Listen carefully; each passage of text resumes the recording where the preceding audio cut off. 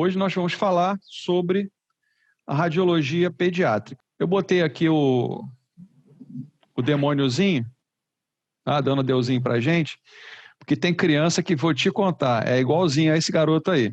É o diabinho em forma de gente, tá? Então, é brincadeira. Mas tem criança assim, desse jeito, né? Então, vamos falar sobre radiologia pediátrica. Bom, olha só a diferença em relação a, por exemplo, uma ressonância, uma tomografia para uma criança, né?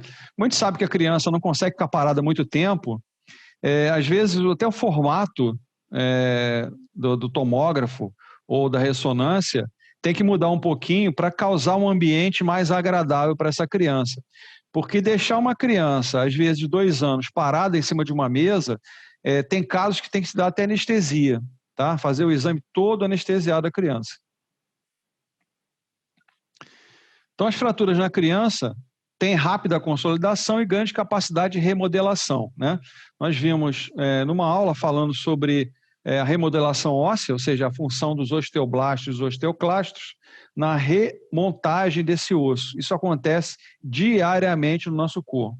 Lógico que existe uma redução quando há uma diminuição do estrogênio na mulher e a inatividade do homem. Há um predomínio de tratamento conservador. Quando a gente fala de tratamento conservador, nós estamos falando de colocação de tala, de gesso. O trauma ortopédico predomina, corresponde a 10 a 15% de todas as lesões nas crianças.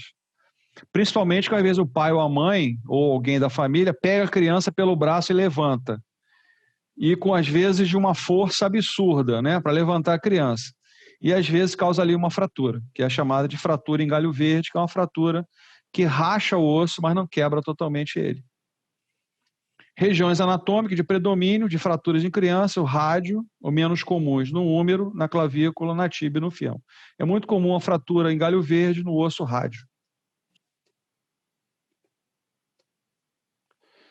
Então, 37% das fraturas ocorrem em ambiente familiar, dentro de casa, onde a criança não para. Você vê, ó, o anjinho ali está querendo passar por cima da grade.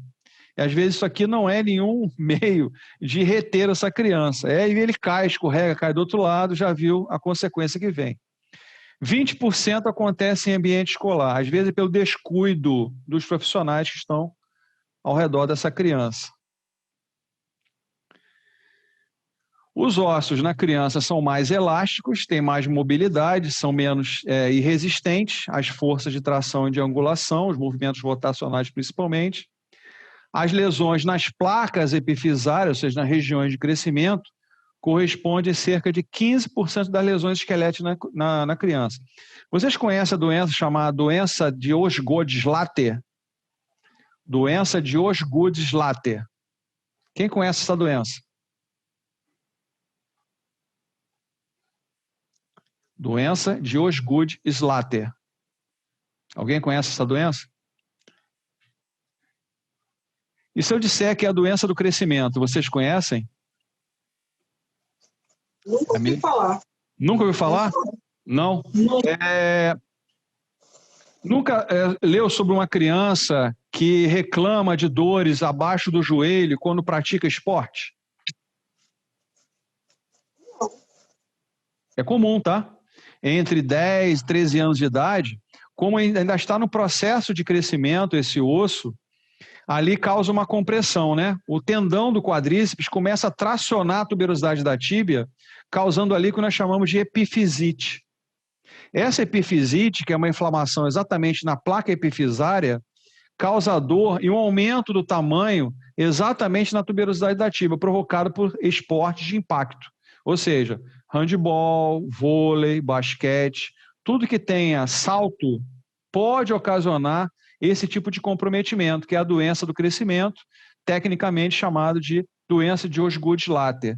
Tá? É uma doença que acomete a região da placa epifisária tibial, causando ali um quadro inflamatório. O teste que é realizado para esse problema é simples. Coloca a criança sentadinha, joelho pendente, fazemos uma pressão com o polegar em cima da tuberosidade da tíbia. Aquele local ali está todo inflamado. A criança vai reclamar dor. O que fazer? Para a criança, né, o esporte, quando ela pratica, não é um fim, é um meio de atividade. Então, você orienta a família para que ela pratique algum tipo de atividade que não cause nenhum tipo de traumatismo, de repetição na região. Orienta para uma natação, por exemplo, uma hidroterapia, uma hidroginástica. Eu tive um caso, eu também tenho formação em educação física, mas já não atuo há mais de 20 anos.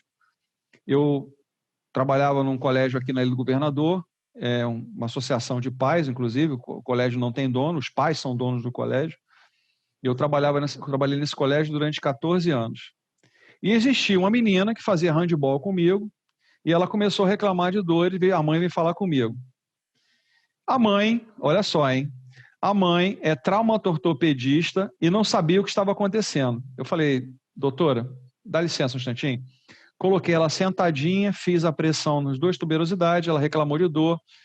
Eu falei, doutora, ela está com osgo dilato. Ah, tá bom. Quer dizer, a mãe não soube avaliar o problema da filha, quer dizer, aquela história de que santo de casa não faz milagre. Nesse caso, o santo não fez milagre. Orientei para que ela saísse do handebol, colocasse ela numa natação. Um ano depois ela retornou sem dor nenhuma e deu continuidade ao trabalho. A capacidade de remodelação óssea nas fraturas é uma propriedade do esqueleto em crescimento. Consequentemente, quanto menor a criança, maiores os desvios angulares permitidos em uma fratura, seja ela de qual tipo for. Essa uma das coisas que a gente fala. A mãe às vezes chega lá no setor de fisioterapia, na clínica, meu filho está com a perninha torta, parece que ela fica arcada. Não, é o processo de crescimento que pode causar aquilo. Agora, se ela tiver, por exemplo, osteomalácia, o raquitismo, aí é por problema de alimentação e falta de vitamina D, aí é outro aspecto. Mas se é uma criança que se alimenta bem, toma sol diariamente, faz algum tipo de atividade, aquele arqueamento pode ser que os pais estejam pulando fases.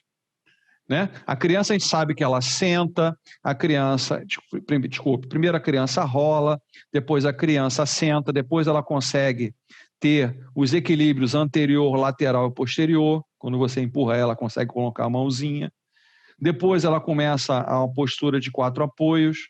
Aí ela vem a postura de urso, que é a mão apoiadinha com o bumbum elevado. Aí ela começa a andar. Às vezes o pai e a mãe estão passando fase. Eu tenho uma colega que é fisioterapeuta, muito amiga minha da família. A filha dela falou com 6 meses de idade. Por quê? Estimulando, estimulando, estimulando, estimulando. Está passando fases, né? A criança balbucia, a criança escuta o som e repete. Mas aos 6 meses ela já estava começando a falar. Estimula excessivamente a criança. Então, quando você vê um rostinho desse, por exemplo, com um gesso em que ela tem que ficar mais quieta do que se movimentando, é de dar dó, né? Mas, olha só uma fratura aqui, ó, em galho verde. Aqui é completa, tá? Olha a fratura em galho verde aqui. Tranquilamente, porque nós estamos vendo aqui, ó, epífise de crescimento, ainda está aberta. Inclusive, o osso rádio é o último osso a se fechar dentro do esqueleto humano. Quando você quer saber, por exemplo, se seu filho ainda está no processo de crescimento, peça um raio-x do punho. Como é o último osso a se fechar, ali você sabe se ele ainda está em crescimento ou não.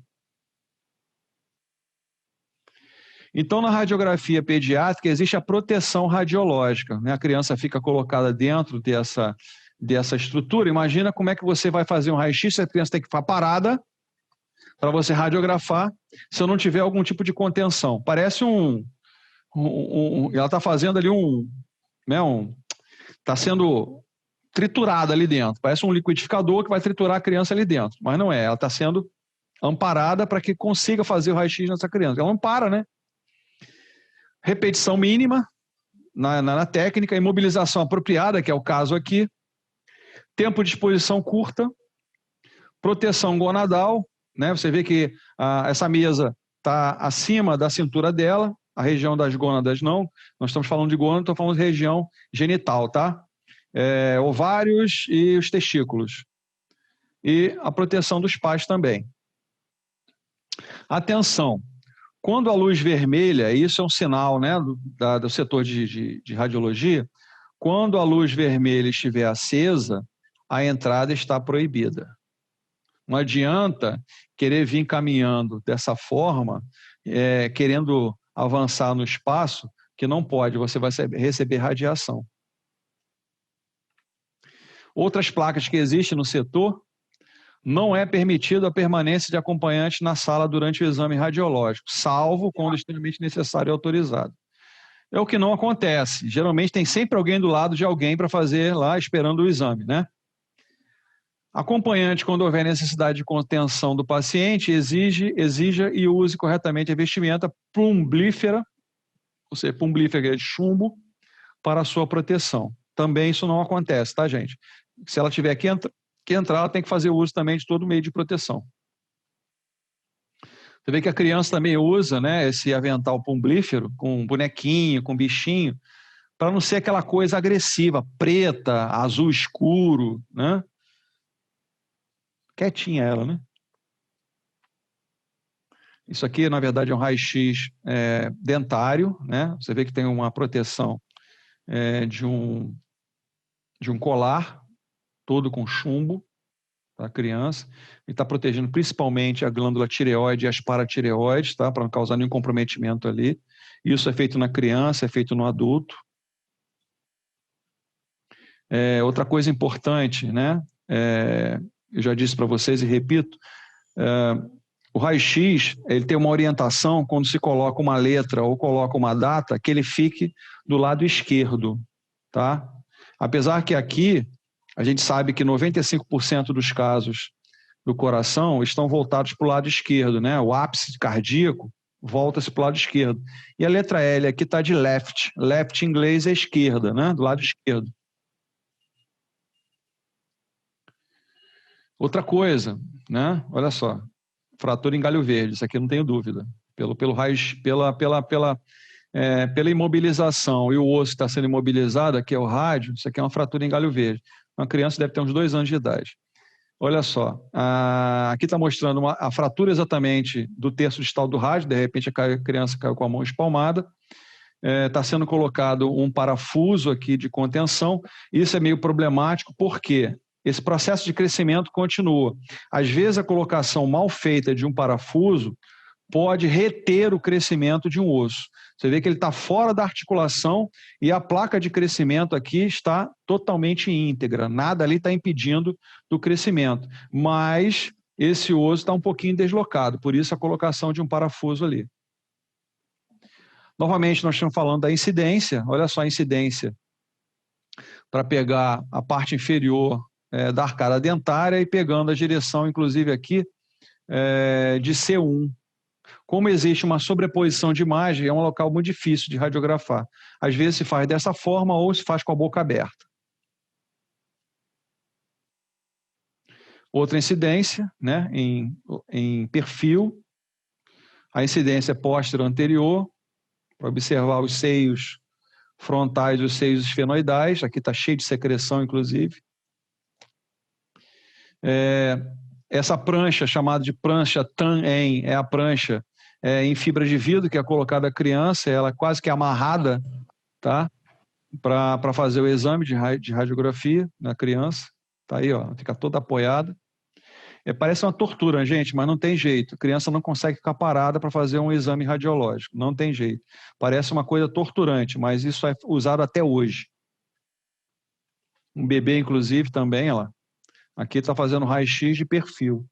Se ele não estiver preso, ele vai ficar mexendo o braço, querendo rodar, gritando, você não vai conseguir fazer raio-x. Essa prancha aqui é chamada Pigostat, né? Aquela que você gira a criança apoiadinha, né? É protegida a região genital, você vê que ele está totalmente contido, a cabeça contida, os braços contidos, e o raio-x aqui é feito, né? Posiciona-se, coloca-se a incidência e faz o raio-x necessário. Olha lá.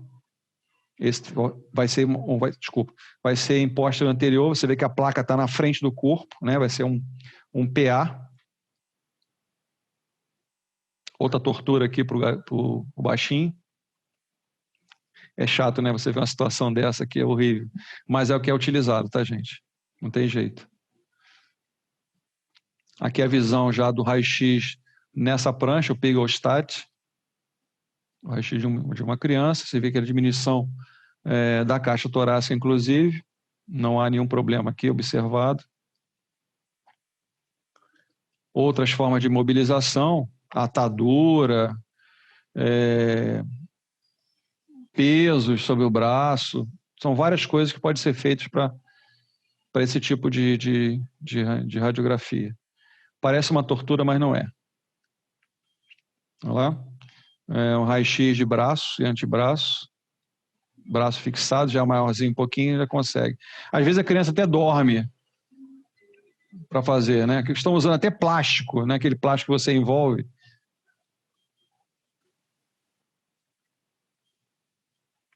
Você vê que houve a proteção da região genitália da criança e radiografia. Esse raio-x aqui, provavelmente, foi feito para problemas de quadril, tá? Existe uma alteração que a criança nasce com uma disfunção do quadril, pelo posicionamento aqui. Pronação dolorosa do cotovelo. A elevação da criança com o membro superior estendido, né, causa uma desproporção na cabeça do rádio, o ligamento anelar. Esse puxão que se dá na criança, às vezes tirando ela do chão, ao invés de você pegar debaixo dos braços, na região da axila, pega pelo braço e levanta. Pode causar aqui uma luxação, uma disfunção a nível de cotovelo, ou mesmo uma fratura se tiver um movimento rotacional.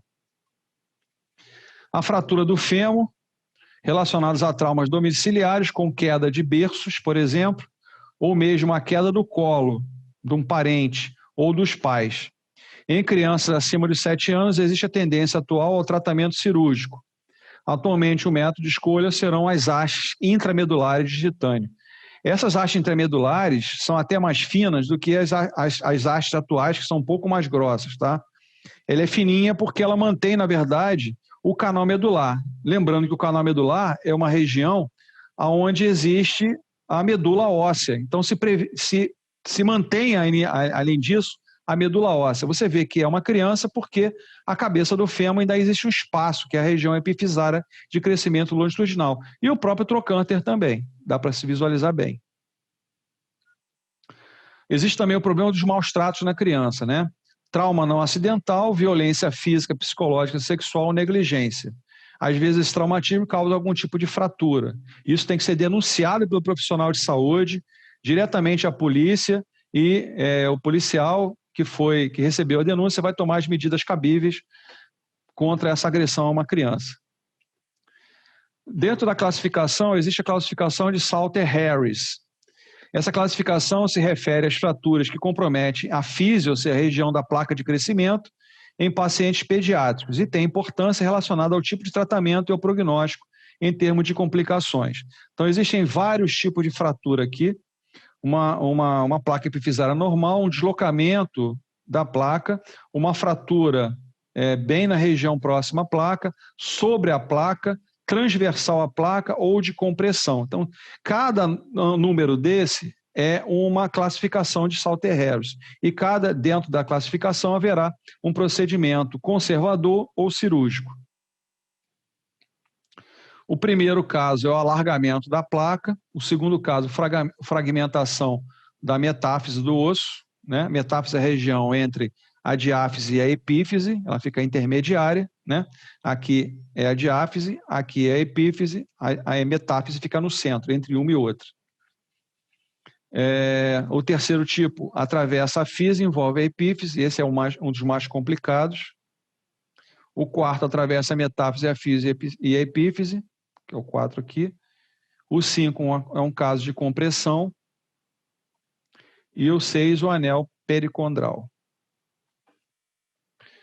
Então, aqui a gente está vendo a classificação de Salter-Harris, uma fratura em galho verde, tanto do rádio quanto da una. Provavelmente isso foi um trauma por pancada, tá? Vemos que é uma criança novamente, por quê? Placa epifisária ainda não totalmente formada, existe um espaço entre a extremidade distal do rádio e a extremidade distal da una.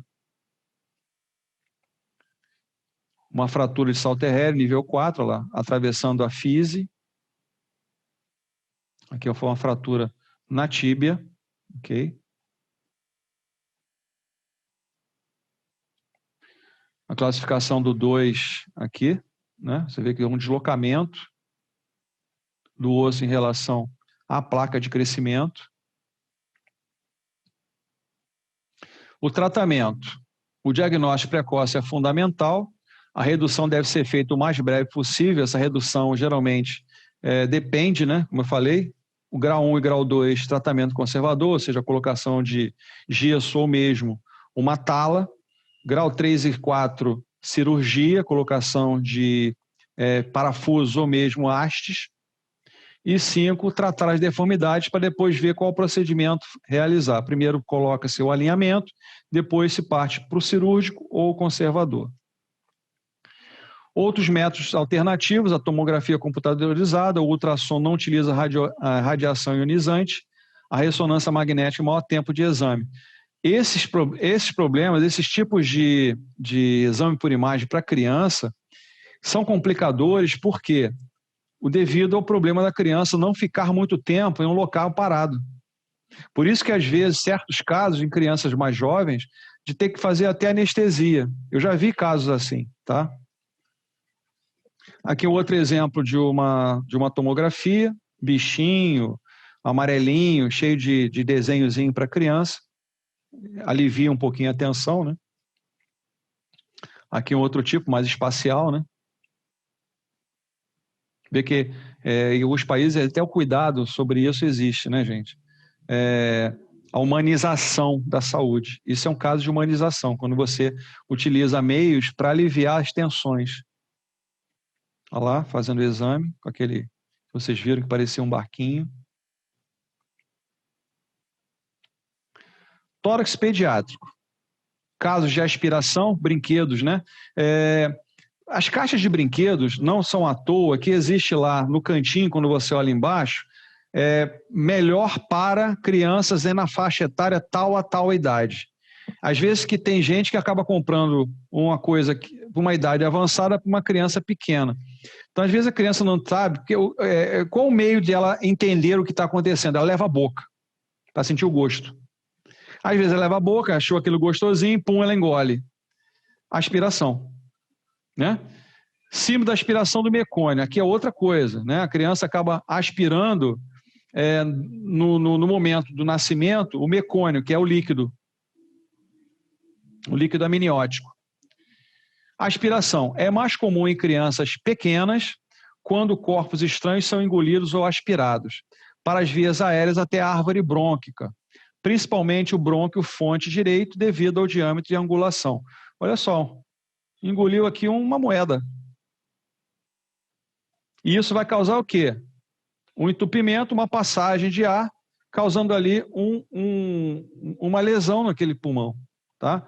Aí o raio-x mostra, está entupindo a passagem de ar, a criança começa a ter falência respiratória. Símbolo da aspiração do mecônio. Durante o parto, o feto sob estresse pode evacuar fezes meconiais no líquido amniótico, que pode então ser aspirado para os pulmões. Isso pode resultar em obstrução das vias aéreas, causando colapso alveolar, que por sua vez pode ocasionar ruptura pulmonar. Pediatria osteoarticular. A displasia foi aquele caso que eu mostrei para vocês, no desenvolvimento do quadril, é quase que uma luxação. A osteoporose juvenil idiopática, isso pode acontecer, dá para ver em imagem. A osteocondroplasia, ou seja, uma alteração na formação óssea. A osteocondrose, que é um quadro degenerativo já cedo na criança.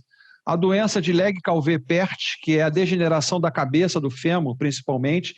Isso acontece entre os 10 e 13 anos de idade. Esse aqui é uma doença cirúrgica. Tá?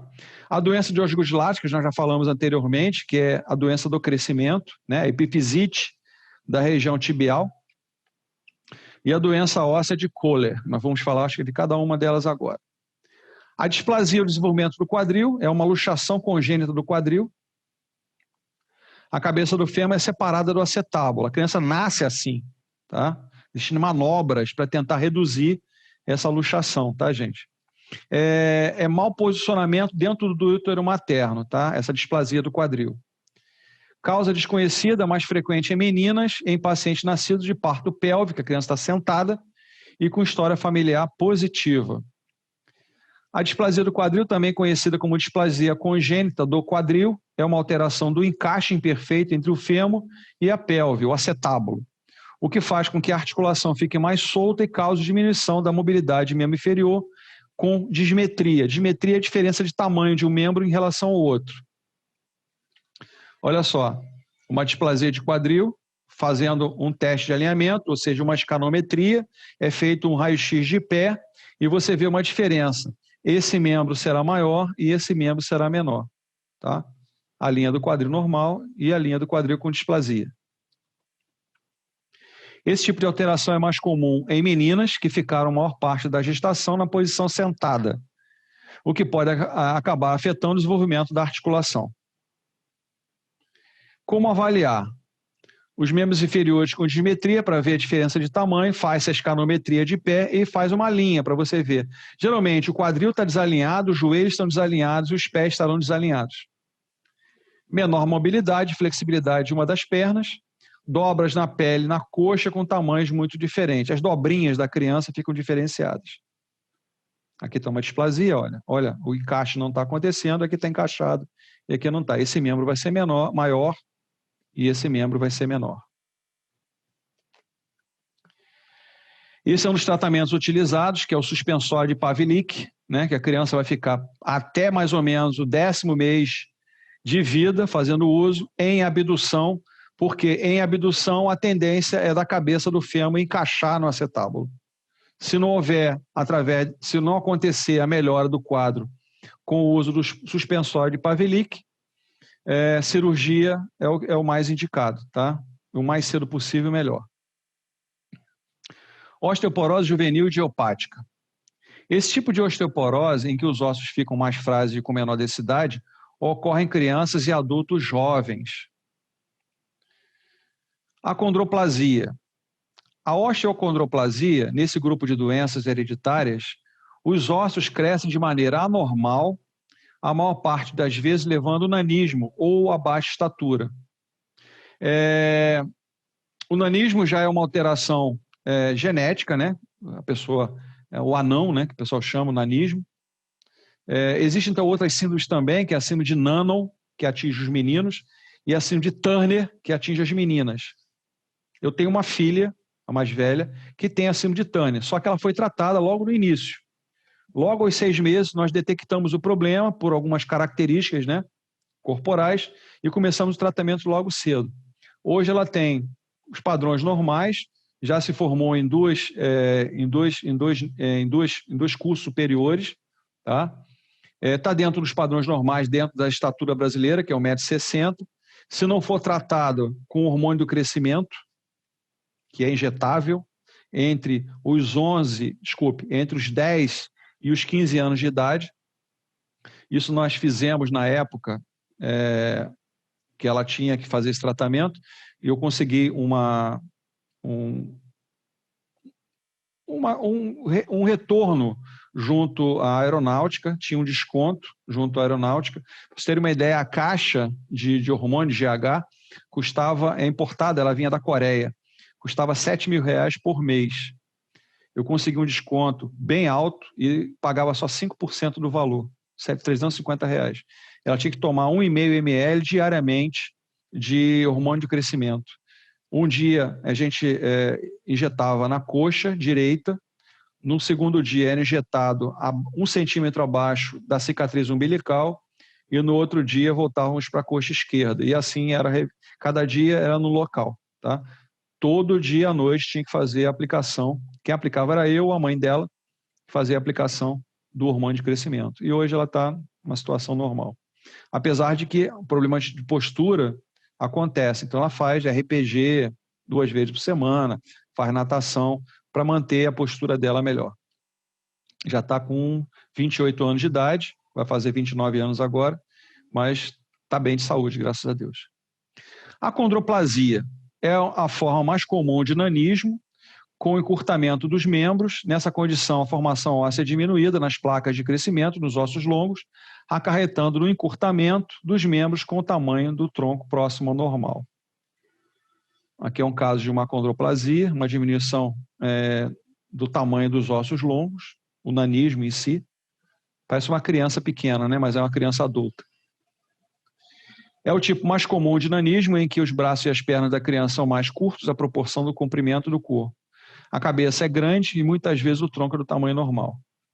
A altura média dos homens adultos com acondroplasia, no máximo 1,50 m, e as mulheres, na fase adulta, 1,40 m. Aqui uma comparação entre irmãos, né? Inclusive eles são gêmeos, mas um foi acometido por acondroplasia e o outro normal. Sintomas: membros encurtados e curvos, com os braços e coxas mais reduzidos do que os antebraços e pernas. Pés planos, pequenos e largos. Tamanho da cabeça grande, com testa proeminente e uma parte nasal achatada. Dentes apinhados ou mesmo desalinhados.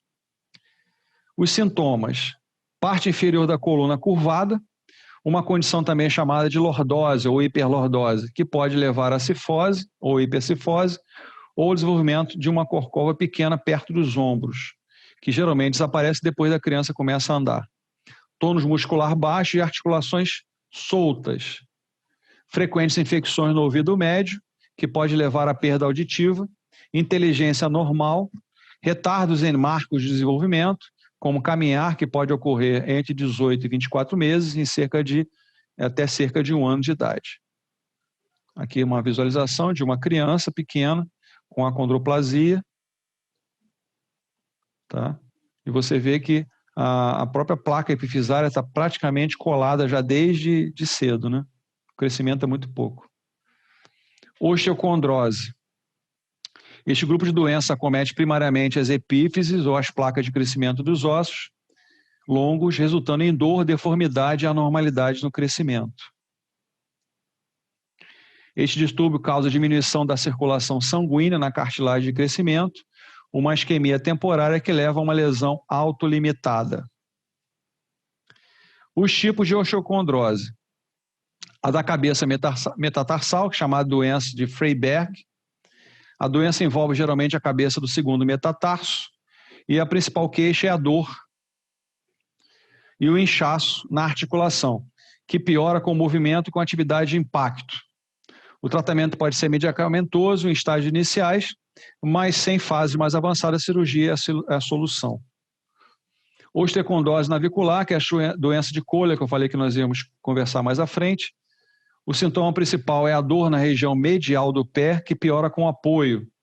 A região pode se apresentar inchada e levemente avermelhada, quer dizer, é o quadro inflamatório em si. O tratamento pode ser medicamentoso à base de imobilização, colocação ou de talas ou mesmo de gesso. Outro tipo de osteocondrose é a osteocondrose de calcâneo, mais conhecida como doença de Sever ou doença de Haglund-Sever. O pessoal fala mais sobre a doença de Sever. Acomete principalmente crianças entre 7 e 12 anos. Está relacionada com o aumento da atividade esportiva de impacto.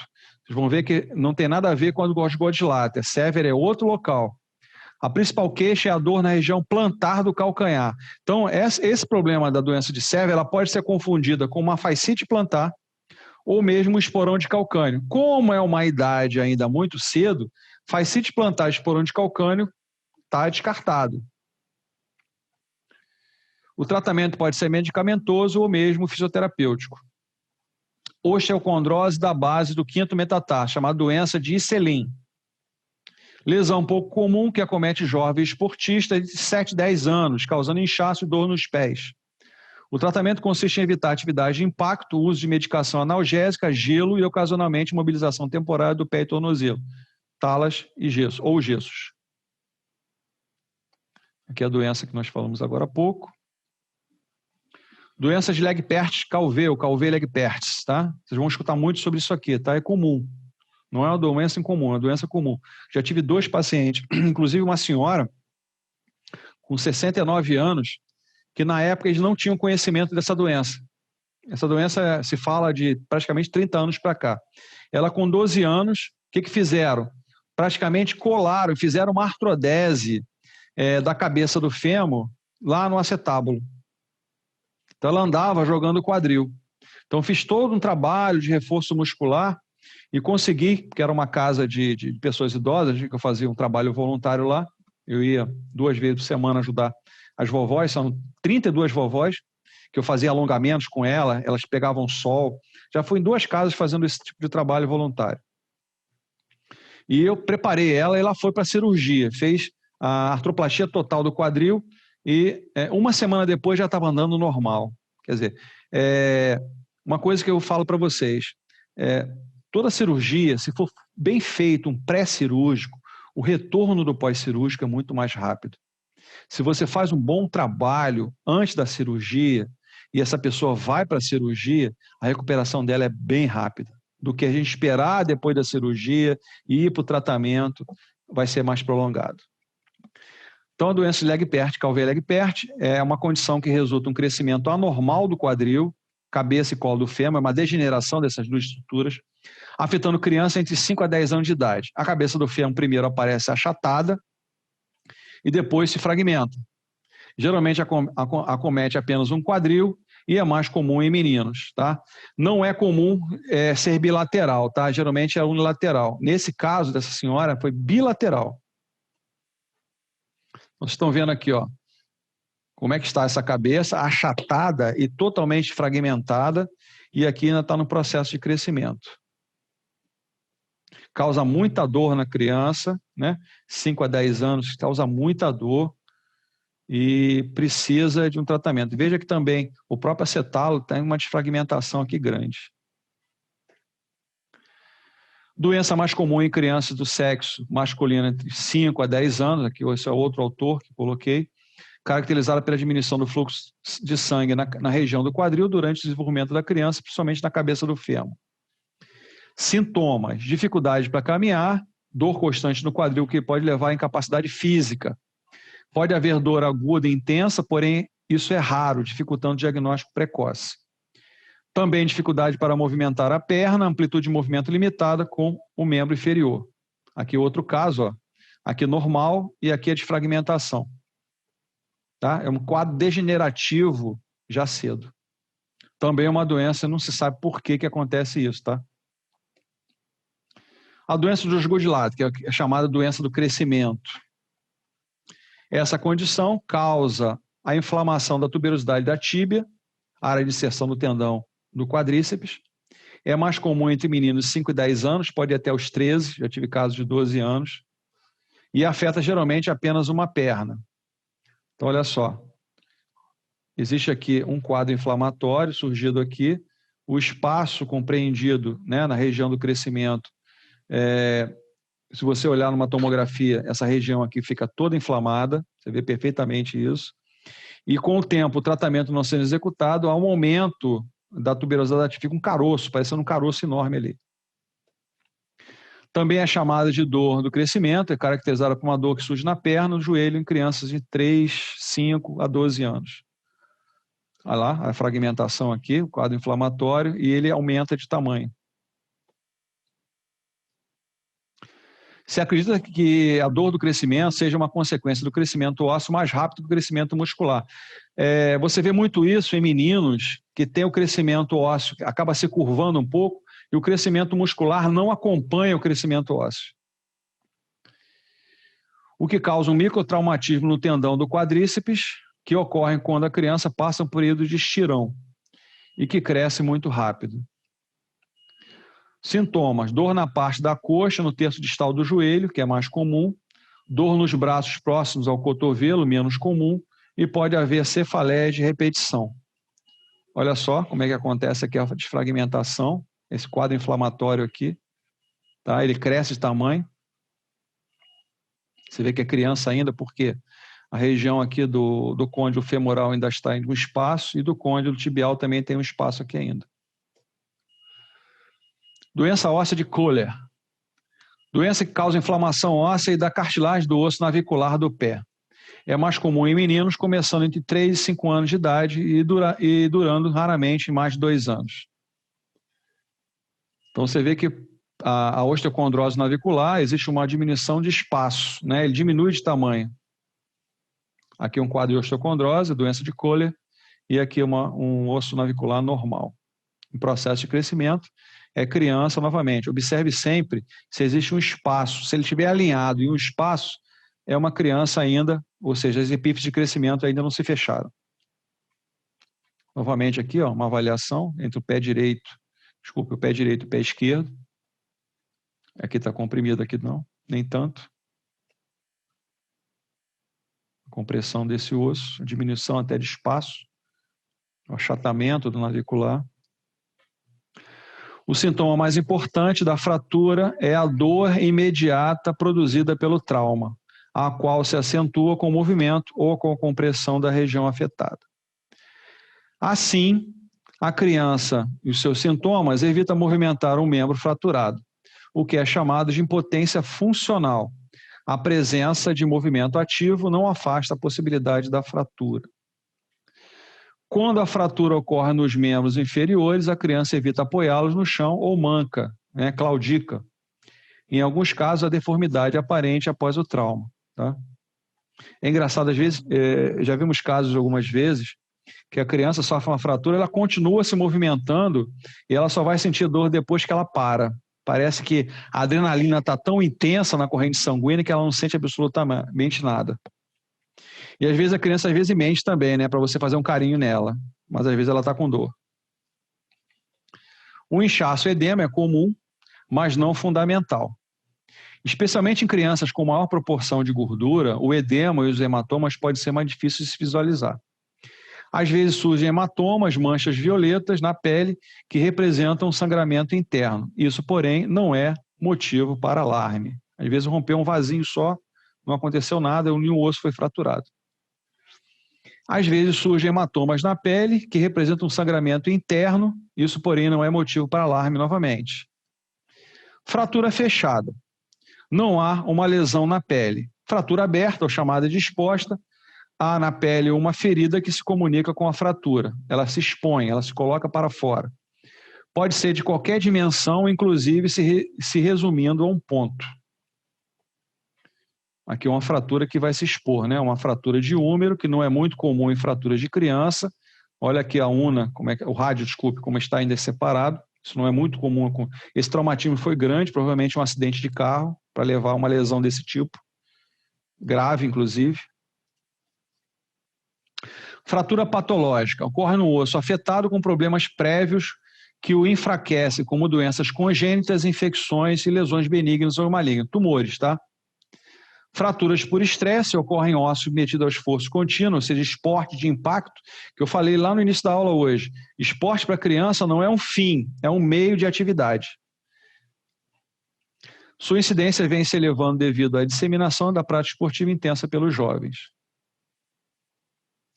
Olha só a lesão, não está tão aparente, mas olha só o edema aqui interno. Está visualizado aqui. Some até o osso, tá? Fratura desviada, os fragmentos do osso se deslocam. Fratura articular, um acometimento da articulação. Esse eu acho uma fratura gravíssima, quando você acomete uma articulação. Ela fica totalmente disfuncional. Deslocamento das epífises, atinge a placa do crescimento. Fratura em galho verde, que eu já falei bastante dela hoje, um pouco, né? O osso é lascado ou trincado, sendo que um lado dele permanece íntegro. O que eu falei, é igual um galho. Ele racha, mas não atravessa, não quebra de lado a lado. Fratura subperiostal ocorre sobre o periósteo, membrana resistente que envolve o osso. Aqui é uma fratura luxação, tá? Existe uma fratura na ponta do osso aqui e a falange distal está luxada. Aqui é uma fratura em galho verde, você vê que é uma rachadurazinha pequena. Se não tivesse essa incidência em perfil, você não veria, tá? Tem uma marca bem pequena aqui de uma fratura em galho verde. Você vê que tem até uma formação de um calo aqui. Outra fratura em galho verde, tanto de rádio e una.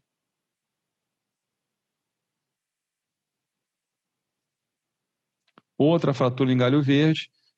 Esse tipo de fratura, gente, o tratamento é conservador, tá? O que é um tratamento conservador? Talas ou gesso, ok? Você vê que está rachado, mas não está fraturado de ponta a ponta. Existe um traço de fratura aqui, mas do lado de cá não tem traço de fratura. É como uma coisa que enverga. A colocação do gesso, a colocação da tala vai manter novamente o alinhamento desse osso, ele vai voltar à sua forma normal. Eu abro para perguntas.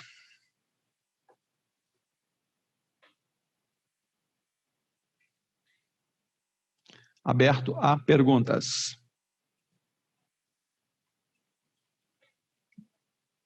Alguém já teve, quem tem filho, já teve algum filho com esse tipo de fratura? Tomara que não. Não, hein? Não? Não, até que eles aprontavam bastante, mas nunca não. A criança que não apronta não é saudável, né, gente? Criança que não apronta, criança quieta, tá doente. Criança que não apronta... Agora, é interessante, a gente fala de criança, né? Eu tive duas meninas, a Carolina e a Karina, são as duas.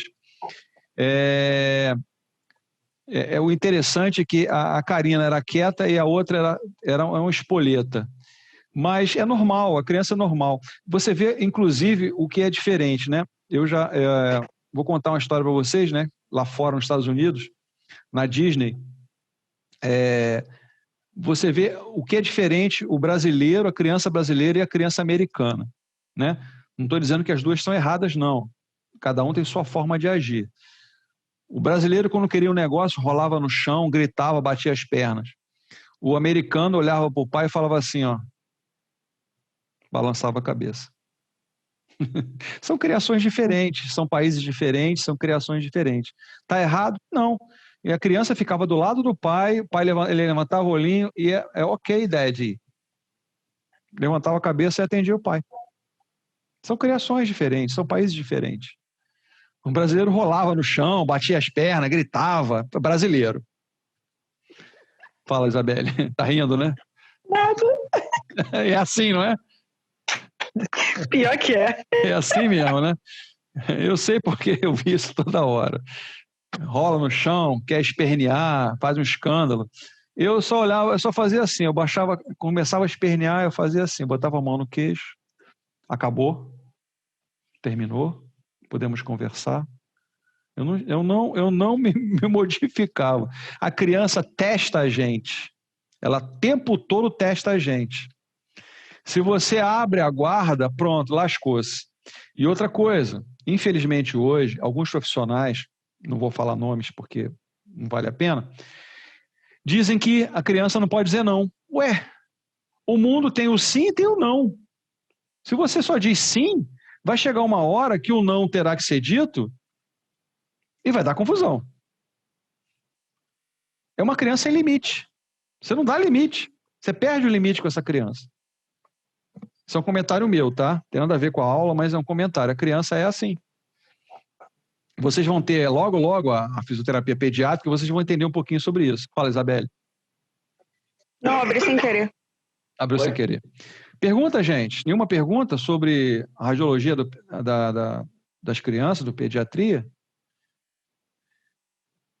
Vocês viram várias doenças hoje. Várias doenças estão relacionadas hoje à fratura de criança.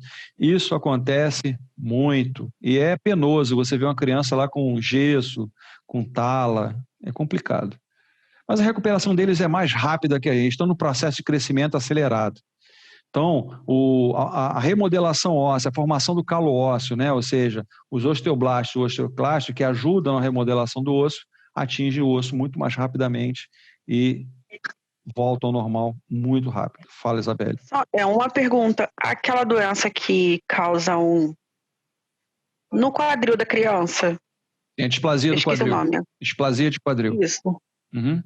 Quando vai fazer o tratamento, cirurgia e tudo, não. E há a possibilidade da criança... Inicialmente, coloca-se aquele suspensório de Pavlik. Sim. Isso é utilizado há muito tempo, né? O suspensório de Pavlik é uma técnica de mais de 50 anos e até hoje é a única utilizada, tá? Se num período aí, até 1 ano de idade, não houver melhora, aí vai-se para a cirurgia. Entendi. Então, mas aí no decorrer do tempo, vai fazer o tratamento, vai tentar esse que é... Fisioterapia pediátrica. Há possibilidade de posicionar esse quadril certinho ou fica com sequela? Não, fica certinho. Se trabalhar desde cedo, adequadamente com a fisioterapia, fica certinho. Na minha época de estágio, eu trabalhava muito com respiratória e pediatria. Então, pintava a criança o tempo todo na minha mão. Muitas vezes pintava a criança nas minhas mãos. E às vezes aparecia um problema desse. Então, tinha orientação de você posicionar, existem manobras que você faz para o reposicionamento. Tem que orientar a mãe na forma de segurar a criança. Aquele tipo de condução da criança, em que ela fica apoiada na barriga com as pernas abertas, nem pensar. Então, você pega a criança por baixo, segura ela de uma forma diferente. Então, até essas orientações são dadas. Fala, Isabel. Não, estou escutando. Então, tem tratamento? Tem. Tem forma de tratar? Tem. A gente sabe hoje que sempre a cirurgia é o último momento, é a última coisa no tratamento. Porque toda cirurgia tem comprometimento, ela pode levar a pessoa ao óbito. Né? Toda cirurgia ela é perigosa, ela tem comprometimento, ela pode levar a comprometimentos. Então, a última coisa que se faz hoje, ainda bem, é as cirurgias. Existe tratamento? Existe. Existe como você melhorar o quadro? Existe. Tá? Mas chega-se a cirurgia porque não tem mais jeito, não tem mais o que fazer. Pergunta, gente? Mais nenhuma pergunta? No. Então, o cheirinho aqui que eu plantei uma dama da noite ali na minha varanda ali, tá aquele cheiro gostoso de perfume, né? Ela emana só à noite, um perfume muito gostoso. Fala, Isabel. Não, só te ouvindo. Eu tô sentindo um cheirinho, porque tá vindo da varanda para cá, tá ventando um pouquinho, tá vendo o cheiro aqui dentro. Então, gente, quem faz aula sexta-feira, estaremos juntos. Na semana que vem, na aula de fisioterapia do trabalho, virá uma colega de vocês que é de São Paulo e tem fibromialgia. Ela vai falar sobre o que é a doença pra gente, tá bom? Então, boa noite a todos. Eu tenho uma dúvida rapidinho, professor. Pode falar, Isabel. Desculpa. Pode falar. Nada. O trabalho que você passou, que é para entregar dia 2, que tem os artigos e tudo para fazer, sim. Aquele dali é metade da nota da prova, não é? 5 pontos, até 5 pontos. Tá, só para saber. Gente, mudou. O que mudou eu tô nada. Meio perdida, é muito trabalho. O que mudou nada. Aqueles 5 pontos é a mesma coisa que nós fazíamos anteriormente. Os caras inventaram lá uma PS. É a mesma coisa, não mudou nada. Tá? É os mesmos 5 pontos. Esse trabalho está no portal? Tá. Desde o primeiro dia de aula. Eu vou pegar lá. Sim. Não, eu vou ser sincero, professor, não peguei não. Vou pegar essa semana. Já tá lá, muita coisa para fazer. Já está lá, ó. Desde a primeira aula. Todo mundo pode confirmar que eu coloquei lá desde a primeira aula. Está lá desde o primeiro dia de aula. Está lá há bastante tempo mesmo. Pode ser feito até 5 pessoas no grupo, tá? Vocês podem fazer em grupo. Entra em contato com alguém que está sem grupo ainda, vocês podem fazer em grupo. Ok? Bom, gente, boa noite a todos. Bom descanso. Já estou enviando, logo que acabar aqui, já vou enviar a vocês as aulas, a aula de hoje. Eu vou complementar depois o que está faltando da outra aula, depois a gente termina, tá bom? Vou terminar um dia que tiver algo mais curtinho, a gente termina a outra parte.